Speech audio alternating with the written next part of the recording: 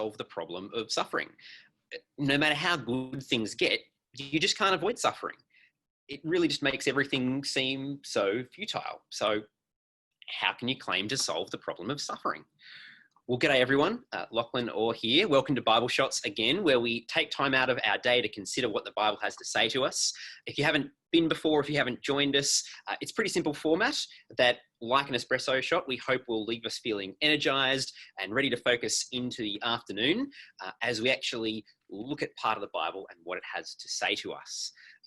It's a pretty simple format. Like I was saying, we read part of the Bible, we hear a talk on that part of the Bible, and then we'll have time afterwards for Q&A. So if you've got questions for our speaker, particularly focused on what he's had to say, but you can ask other questions as well. You might like to use the Q&A function in Zoom. You can send those through anytime during the talk, but we'll engage with them in Q&A time.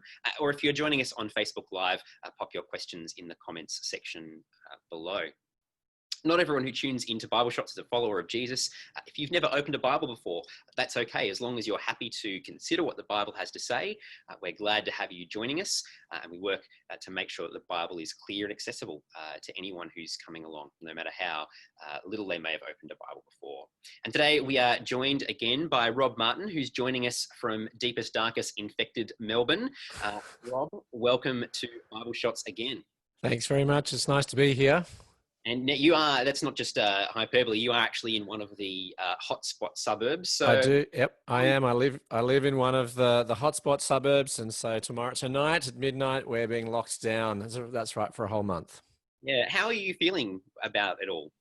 Oh, I'm feeling okay. I think my family are feeling, it's the middle of the school holidays, and so I think they're feeling a bit disappointed. There's some play dates and other things that we had planned and other bits and pieces that we were planning to do, but obviously that can't happen now. And so I think there's a bit of disappointment. Personally, I'm feeling okay. I've tended to have coped okay for the last 3 or 4 months. And so I do have a couple of challenging sort of appointments later in the month that perhaps need moving or rejigging or something. But generally, I think I'm generally okay. But yeah, my family's have a bit of struggling a little bit. Well, you know, we will be praying for you in the coming weeks. Thank you. That it all ends quickly.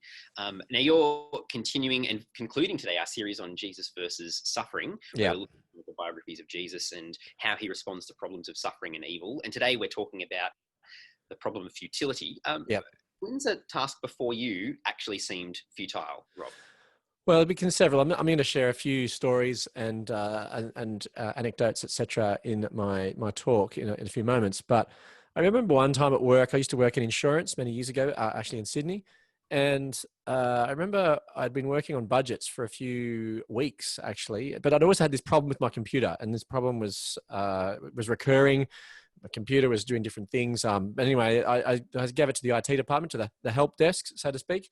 And they took it away and they couldn't figure out what to do. So they decided to rebuild the computer. Now they came back and then they had basically wiped my hard drive and wiped all of the last 3 weeks' work that I'd done. So that was a fairly frustrating day, and it made me feel like, wow, that work really was kind of felt futile. I had to obviously redo it, but there was a great futility at that particular point in our work. I'm not sure if that's how you felt in your work at different points. So those who are listening, if there's seems like almost a futility about it, but that was certainly probably one of my most challenging work days that I've ever had. Yeah, that doesn't sound like a fun one, but it does sound like a fairly common experience. I think all of it. I think so, yes. At some point. Now we're going to look at part of the Bible today. We're looking at Matthew, and the story that we're looking at, we're focusing on, is from Matthew chapter 5. I'm going to share my screen with the Bible passage on it. We're focusing on Matthew chapter 5, verses 31 to 46, if you'd like to follow along in your own Bible at home, but otherwise it's up on the screen now. Matthew chapter 25, verses 31 to 46. When the Son of Man comes in his glory and all the angels with him, he will sit on his glorious throne. All the nations will be gathered before him, and he will separate the people one from another as a shepherd separates the sheep from the goats. He will put the sheep on his right and the goats on his left. Then the king will say to those on his right, "Come, you who are blessed by my Father, take your inheritance, the kingdom prepared for you since the creation of the world. For I was hungry, and you gave me something to eat. I was thirsty, and you gave me something to drink. I was a stranger, and you invited me in. I needed clothes, and you clothed me. I was ill, and you looked after me. I was in prison and you came to visit me. Then the righteous will answer him, Lord, when did we see you hungry and feed you, or thirsty and give you something to drink? When did we see you a stranger and invite you in, or needing clothes and clothe you? When did we see you ill or in prison and go to visit you? The king will reply, Truly, I tell you, whatever you did for the least of these brothers and sisters of mine, you did for me. Then he will say to those on his left, Depart from me, you who are cursed, into the eternal fire prepared for the devil and his angels. For I was hungry, and you gave me nothing to eat. I was thirsty, and you gave me nothing to drink. I was a stranger, and you did not invite me in. I needed clothes, and you did not clothe me. I was ill and in prison, and you did not look after me.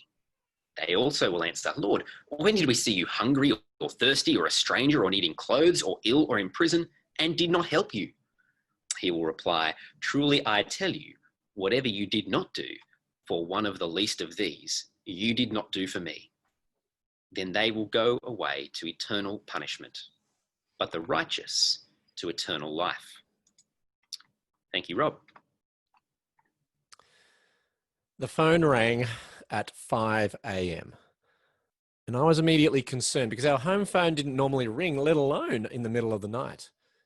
And my wife and I checked the number as the phone kept ringing, and my wife thought it was a prank call, but I saw the number starting with 0011. So it looked like an international call. Surely a telemarketer wouldn't be calling at 5 a.m.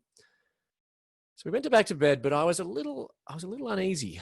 What was the phone call about? My parents were overseas on a holiday. Was everything okay? Then around an hour or so later, the phone rang again, and it was my sister. And now I really was concerned. What had happened? She rang to tell me that my mum had died suddenly at an airport in Helsinki. My mum and dad had been on holidays in Europe, and she'd been a bit unwell for a week or so in London and then flown to Helsinki to start a tour. She'd gotten off the plane, but then couldn't walk anymore, and she died there of a double pulmonary embolism. She was 63. So what should I make of my mum's death? I remember a few months later at the interment where we put my mum's ashes into the ground, and I reflected as my mum, whom only a couple of months earlier I'd been sending text messages to, talking to, whom I ate dinner with, was now being poured into a container and buried into the ground. Where'd she gone? Where was she? Now, according to our atheistic culture, we came from dust and we will return to dust. And that's it. My mum is now in a box of ashes in a cemetery in the Blue Mountains, west of Sydney. In our culture, many claim that we just cease to exist. We didn't know anything before our birth and we won't know anything after our death. We will just cease to be. Others claim that we become stardust. Physicist Lawrence Krauss says that every atom in our bodies came from a star that exploded. And the atoms in your left hand are probably different from the atoms from a different star than your right hand. You are all stardust. And so he says, quite playfully, so forget Jesus. The stars died so that you could all be here today. Another atheist I spoke to once said that once we die, we'll all become stardust again. I heard of another woman who has developed a mushroom burial suit so that when she dies, her body will decompose and be eaten by mushrooms. So these mushrooms will decompose bodies, clean the toxins and deliver nutrients to plant roots, leaving clean compost. And she says accepting death means accepting that we are physical beings who are intimately connected to the environment.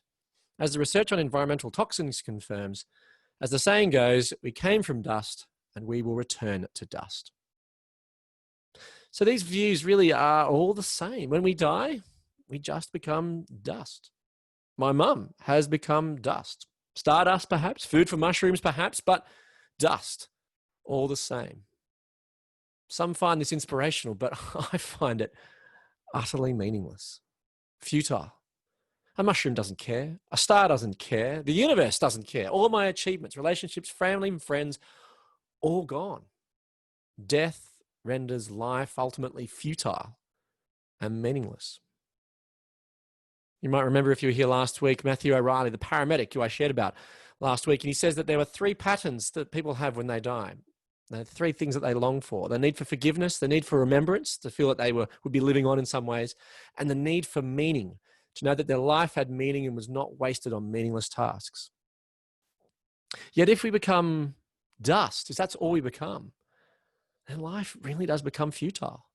These desires are misplaced. We will not be remembered. We won't have any meaning. The world becomes a meaningless chaos.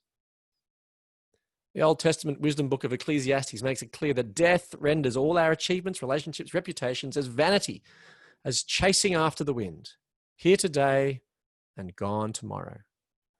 We want to be remembered, but the reality for pretty much all of us in 100, maybe even 50 years after our death will be forgotten. Our world has no answer to death. Our culture ignores it, suppresses it. In fact, after I told someone at my kid's school that my mum had died, his response was, keep laughing. So what are we to make of the seeming futility of death? How are we to live? Well, the Bible offers a surprising solution to the enigma of death, something to give life and death meaning. It's judgment. Judgment gives life and death meaning, because if there's judgment after death, then life no longer becomes futile and meaningless. Suddenly, life becomes completely full of meaning.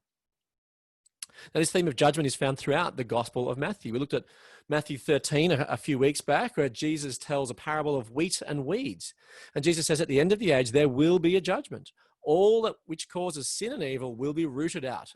And at that point, suffering will end. The final judgment indicates the end of suffering in this world. So whilst it makes life meaningful, judgment also implies the beginning of a different type of suffering, the presence of weeping and gnashing of teeth, indicating a form of suffering in judgment. Now, there's many opponents of Christianity who say that judgment is brutal and unjustified. How could a God of love punish people and send people to hell, a place of weeping and gnashing of teeth? Well, it's because God is just, and evil and sin requires punishment. And deep down, we all want evil punished. You might have heard of Jimmy Savile. I'm not sure if you've heard of the man Jimmy Savile. He's not so well known here in Australia, but I spent some time growing up in the UK. And at that time, Jimmy was hosting a children's TV show called Jim Will Fix It, where Jim would fix it so that the wishes of several viewers, usually children, came true each week. So, for example, a young Doctor Who fan asked for him to appear in a Doctor Who episode. So Jim fixed it so that young Gareth Jenkins appeared in an episode in 1985. Now, Jimmy Savile was well-liked, raised a lot of money for charity, and was even knighted in 1990. And then he died in October 2011. Then a year after his death, it emerged that Savile had sexually abused over 450 people. Savile, in fact, had been sexually abusing children for some 60 years.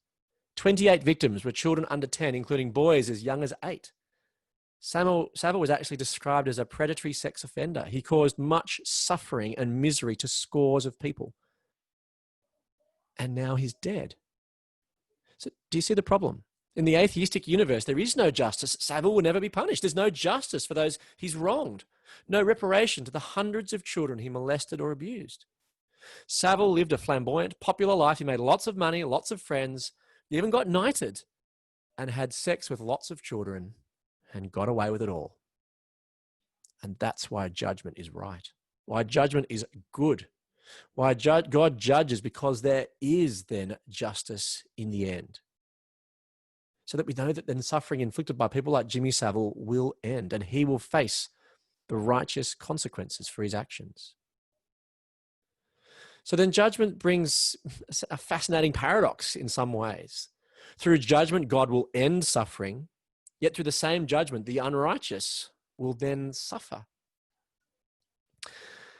You learn more about suffering and judgment from another scene of final judgment in the Gospel of Matthew. I mean, this is actually my mum's favorite Bible verse, the parable of the sheep and the goats in Matthew 25, which Lachlan read before.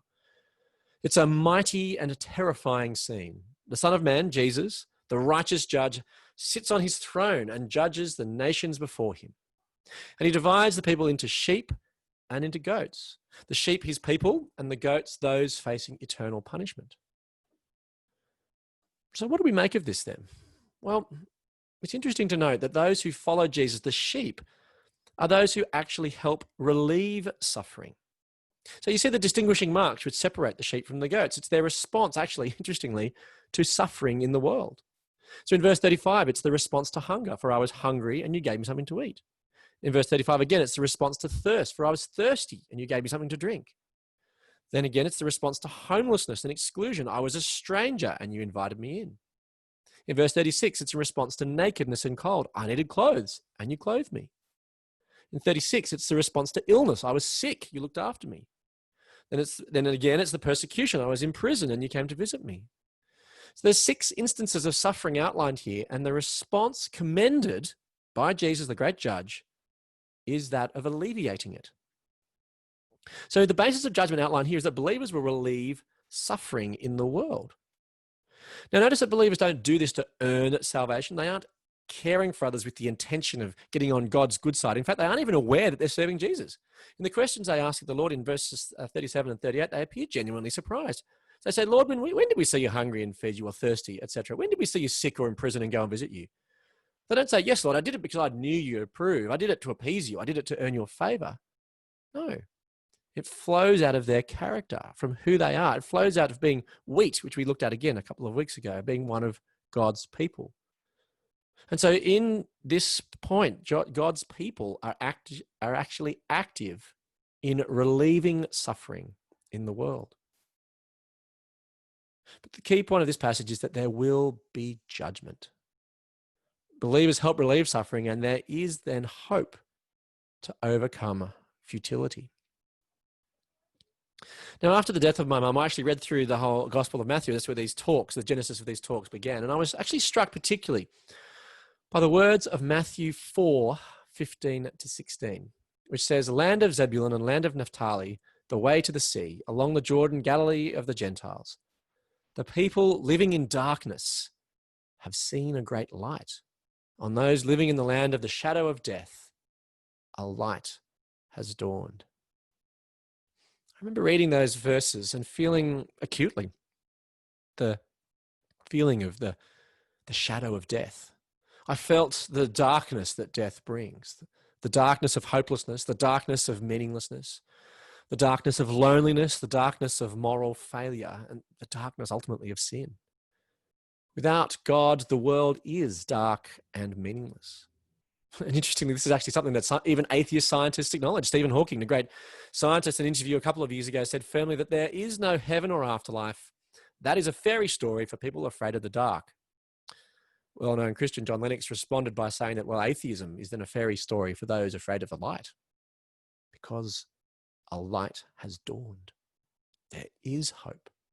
The coming of Jesus, God with us, brings light to those living in the shadow of death. And the light comes most fully on that resurrection morning. Last week, we remembered the death of Jesus, but a dead God is not a particularly powerful God, yet Jesus isn't dead. He's alive. And after suffering, he conquered death to be raised to new life and now offers hope. Hope of a new deathless world free from pain, tears, or suffering. In the last chapter of the book of Matthew, Matthew 28, when the women come to the tomb at dawn on a new day, dawn was breaking. Light was emerging. Yet true light came when they heard the words from the angel, do not be afraid. I know that you are looking for Jesus who was crucified. He is not here. He has risen. And here is hope. The greatest hope that our world has, the hope of the resurrection. Indeed, atheists hope for a better world, but this hope is a bit vague to a starving African child or a child with cancer. What hope do atheists offer for these poor children? Have hope, child, don't worry. We're developing new food production techniques which will increase our food security. In 50 years, famines like this will be a thing of the past. So how is that hope for a poor child who will soon die? Removing God removes any future personal hope. Removing God in your end of life are ultimately futile. I wonder how atheist chaplains would go in hospitals, going around comforting people that their lives, their suffering, and their imminent deaths are all ultimately meaningless. I wonder how many will grasp this and smile and then die gratefully that that last shred of hope has been extinguished as they prepare to fall into the abyss. Humans need hope to survive. Those who suffered the awful suffering of the Burma Railway in the Second World War did so because they had hope. And there is hope in the resurrection of Jesus. It's the hope that when I stood beside the graveside of my mother, that one day she'll be raised and we will meet again, like the sheep of the parable, who will receive eternal life. Suffering will end.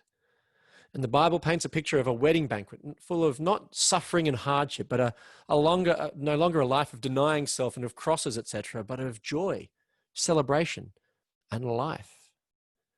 The resurrection brings certain hope of life and the hope of the end of suffering forever and the hope of the end of futility.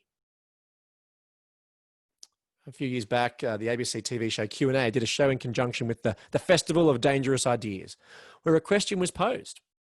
The panelists were asked, which so-called dangerous idea do you think each would have the greatest potential to change the world for the better if it were implemented? And I think the most stunning and controversial answer was provided by English journalist Peter Hitchens. He said in his deep English voice, he says, "The most dangerous idea in human history and philosophy remains the belief that Jesus Christ was the Son of God and rose from the dead, and that is the most dangerous idea you will ever encounter." The resurrection of Jesus was the most dangerous idea? But why? He explained. Because it alters the whole of human behavior and all our responsibilities. It turns the universe from a meaningless chaos into a designed place in which there is justice and there is hope. And therefore, we all have a duty to discover the nature of that justice and work towards that hope. It alters all of us. If we reject it, it alters us all as well. It is incredibly dangerous, and it is why so many people turn against it. So did you get that? The resurrection is dangerous because it affects us. It alters our behavior and our responsibilities. It turns the universe from a meaningless chaos to a designed place with justice and hope. It alters us, and that's why many reject it. And it also profoundly altered Peter Hitchens, who was a convinced atheist, only to recognize that in Jesus' resurrection there was hope, meaning, truth, and judgment. Because Hitchens was actually converted because he was concerned that there might be justice in the world and that he was thoroughly unjust, that he was concerned that he might be judged one day. So judgment brings justice, judgment brings order, but judgment also brings hope. The judgment of God brings hope of a world without suffering, pain, or death. So these past 5 weeks, we've been reflecting on pain and suffering in our world, why it's there, who causes it, and what we can do about it. But the big hope of the Bible is the world of the resurrection, the most dangerous idea in the world, a hope of a new world, a new future where there will be no more death or mourning or crying or pain. There will be no more suffering, no more evil, no more mothers dying in airports in Helsinki. Suffering is painful. Suffering hurts. Sometimes there are reasons for our suffering. Sometimes these reasons are obscure. We may not fully understand why there's evil and suffering in our world, but we aren't able to explain it all. But the hope of the gospel and the hope of the Christian message is that suffering will end. So Jesus versus suffering, in the end, Jesus wins, and we can be with him on the victorious side.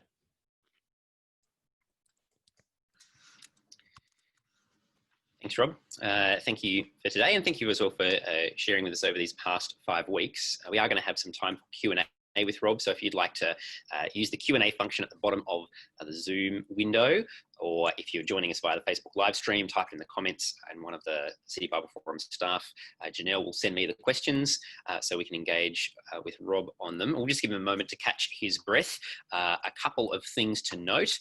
We're actually at the end of this series, and Bible Shots is going to be taking a break for a couple of weeks over the school holidays, but we will be back. We'll be back on the 22nd of July. So if you're not yet on our mailing list, you might like to send me an email at bibleshots@citybibleforum.org and let me know you'd like to be on the mailing list to know when we kick off again and to make sure you've got the webinar link ready to go. Well, Rob, we've got a couple of questions that have been coming through. Great. Yeah. So one to start with, there's a couple about the nature of the sheep and the goats. Yes. One was, can a goat become a sheep? And I guess related, the response of the sheep and the goats seems exclusively one or the other. Sometimes I walk past homeless people. Sometimes I stop and help. Am I a sheep or a goat? So yeah, a couple related there.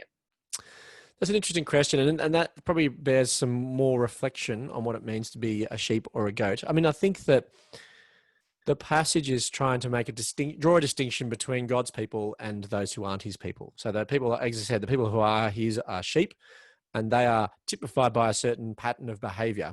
And similarly, those who are goats, they're typified by a certain type of behavior. I think that we're also going to be drawn, that comes back to a question of identity. And I think that there's a concern that sometimes people can flip from side to side. Am I a goat or am I a sheep? I'm a goat or a sheep. What am I today? That, I think, misunderstands a key element of the Christian message of what it means to be one of God's people. Because I think once you do repent, believe the good news, and become a child of God, then that's your identity. That's who you become. That's not as though I have to keep doing that repenting every single day so that I have to kind of become God's child every day, because you're adopted into his kingdom. You become one of his children. And so I think that's a crucial question of identity between the two. And I think that sometimes, so I think that there are some Christians perhaps who are uncertain about where they sit. I made a mistake today. Am I a goat, etc. I think that's the wrong question to think about. I think we're looking at patterns here. And so I think that it does mean, yes, sometimes if you walk past a homeless person, you can think, oh no, am I undermining my identity as a sheep of God, so to speak. I think you do have to consider the pattern of your life. And if your pattern of your life is not that of relieving suffering or of caring, then I suppose if you are a Christian, you claim to be a Christian believer, then you'd have to think through how penetrating, how deep does this lead you in terms of how active you are as a believer. But I think that, so if you never relieve suffering or never involved in serving others, then I think that you'd have to ask some questions about the depth of your commitment to also understanding about what Jesus is and who he is. But I think you kind of also not beat yourself up and recognize that there is a challenge in living in this world. We do face a war inside, so to speak, at times between the Bible talks about the sinful nature versus the spirit, etc. There is a battle, but so I think it's just a question of patterns and how that manifests itself longer term. And there's actually a lot to talk about there. Maybe it's a future. It might be something you could think about in Bible shots going forward, Lachlan, to unpack some of those ideas a bit more, because I think that's a really crucial question about what does it mean to live as the sheep of God, and how do I know that I am one of those? I think they're really important questions. Great, thanks, Rob. Another couple that are kind of in a bit of a cluster, I guess, here. Yeah. So the idea that you gave the example of Jimmy Savile and getting justice in the end, but there's a lot of good people who, in a Christian worldview, are destined for punishment and basically to be in the same place as Jimmy forever. How is that just? I guess the equivalent, there's also the whole, can you have good goats and bad sheep? And I guess, Peter Hitchens, he wasn't Jimmy Savile, but you said he feared judgment. Yes. He seemed to be a good person. So there's a little cluster of questions for you to... Wow, there's a lot there. I think that I use Jimmy Savile as an illustration because I think that until he died, no one would have really known or thought that he was a monster. I think that's the point. He actually looked like he was a flamboyant, well-loved character who was doing great things for children, raised lots of money for charity, etc. But I think underneath you start to uncover that there was this cesspit here of behavior and actions, and makes you realize that actually what looked nice on the outside was actually absolutely it's just disgusting. Peter Hitchens, again, you've begun to perhaps answer another way of answering that question. I mean, he was had a fascinating history he might have looked a comfortable veneer on the top, but it was only his own personal feelings in the inside that he actually realized that actually I'm thoroughly unjust and I deserve judgment. And he knew that.